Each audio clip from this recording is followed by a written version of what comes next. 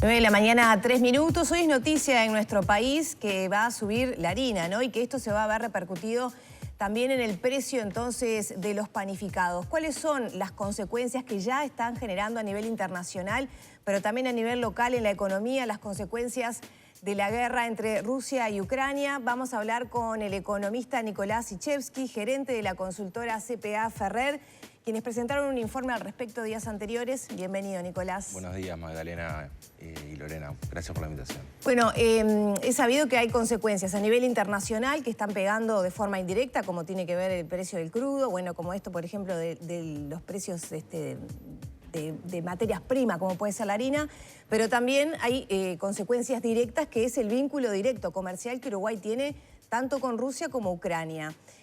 ¿Cómo nos va a pegar más, digamos, esto que está pasando en ese lado del mundo? Bueno, como bien decís, las fuentes de contagio del conflicto hacia nuestra economía local son básicamente esas dos, a las que se le podría sumar las condiciones financieras internacionales. Pero yendo a lo concreto, sobre todo la más directa, que en este caso es bastante moderado el efecto que recibimos, que es el que surge del intercambio directo comercial que tenemos con Rusia, ya sea nuestras exportaciones o nuestras importaciones. Y en ese sentido, Rusia es un destino relativamente pequeño, representa solamente el 1% de nuestras exportaciones y de nuestras importaciones, pero el volumen exportado hacia Rusia está concentrado en los lácteos, en particular los quesos y la manteca. Es decir, nuestras exportaciones de quesos y mantecas tienen un fuerte componente el destino ruso, y eso obviamente tiene su efecto en las industrias que exportan.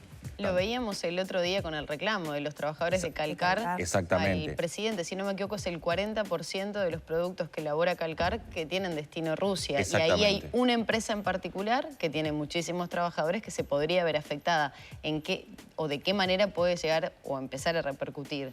Bueno, un aspecto central no solo de este impacto comercial, sino de todos los impactos, es qué tan transitorio va a ser la fase aguda de este conflicto.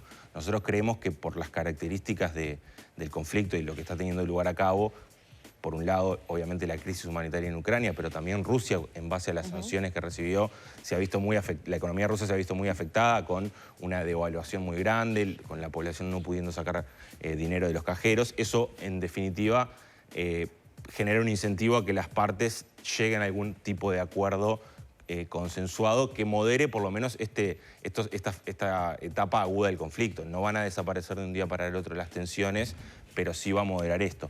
Y como bien decías, la manteca, casi el 60% de las exportaciones de manteca tenían como destino Rusia, casi el 20% de los quesos, y eso genera en el corto plazo y casi de manera instantánea dificultades para que las empresas cobren los envíos que ya estaban realizados, posterga futuros envíos, y ahí las alternativas son dos: en cierta forma un poco esperar y a que se disipe este efecto, esta fase aguda del conflicto, o buscar alternativas en otros mercados en donde Uruguay pueda colocar sus productos.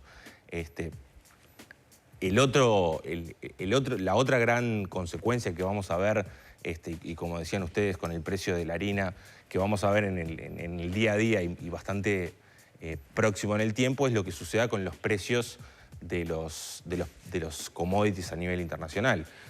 Si bien nuestras exportaciones de soja, carne, los precios no se han visto tan afectados, sí se han visto muy afectados a nivel global los precios de los productos que Rusia y Ucrania exportan en gran medida: trigo, petróleo, gas natural.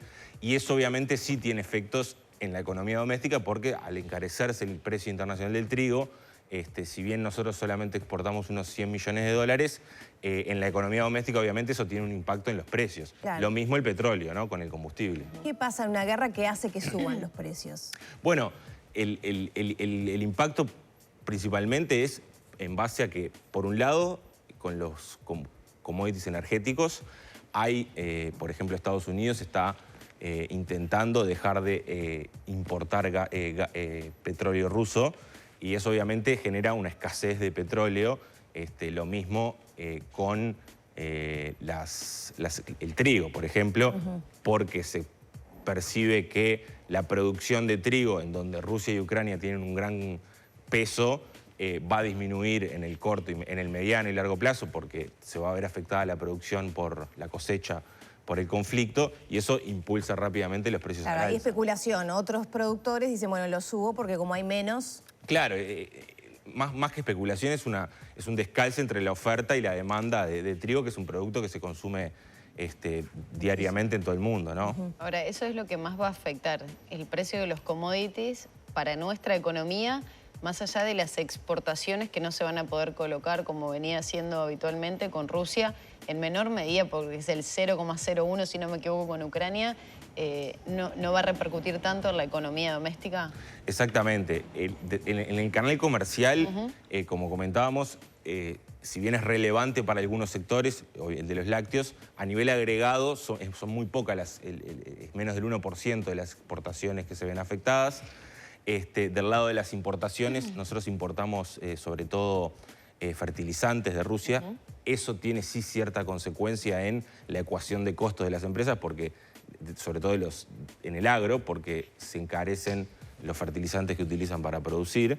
Pero sí, el principal efecto que vamos a ver va a ser derivado de la distorsión en los precios internacionales que generó el conflicto, en particular en los combustibles, ya que somos un importador, el 100% del petróleo lo importamos, y en el trigo, que es el producto que se produce, que Rusia y Ucrania explican más de la mitad de la producción mundial, ¿no? ¿Y el dólar qué rol está jugando en todo esto? Bueno, el dólar típicamente en un escenario de este tipo de riesgo global suele fortalecerse en el mundo, se ha fortalecido frente al euro.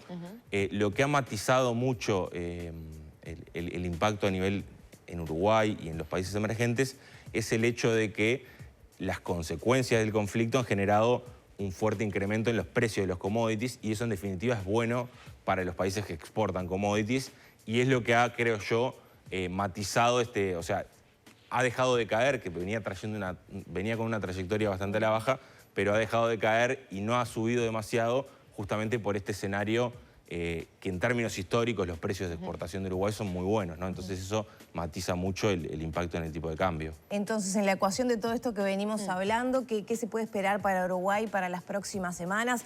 Claramente depende de cuánto dure la guerra, qué posibles incidencias continúen habiendo, pero bueno, ¿qué predicción se puede hacer para Uruguay en esto de que favorece a algunos sectores exportadores, pero también genera sobrecostos en importaciones? Bueno, la consecuencia más clara sobre la cual tenemos cierta certeza es el hecho de que en los próximos 2-3 meses vamos a tener un aumento en la inflación. La inflación en febrero cerró en 8,8%, la vamos a tener por encima de 9% por los aumentos en el trigo, hay que ver en qué medida se trasladen a precios finales estos aumentos del petróleo, viste que eso depende de lo que decida el gobierno, pero vamos a tener una inflación más alta. O sea que por fuera del rango meta del gobierno va a estar. Exactamente, va a continuar, se va a acelerar, en principio de forma transitoria, pero si bien tenemos nuestra proyección es de una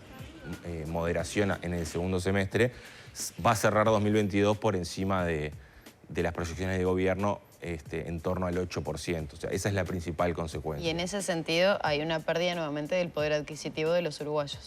Exactamente. Los consejos de salarios, los acuerdos que fueron firmados sobre finales del año pasado, pautaban una recuperación de 1,5 puntos, dependiendo del sector y del tamaño de la empresa, de 1,5 puntos de esos 4 que se habían perdido.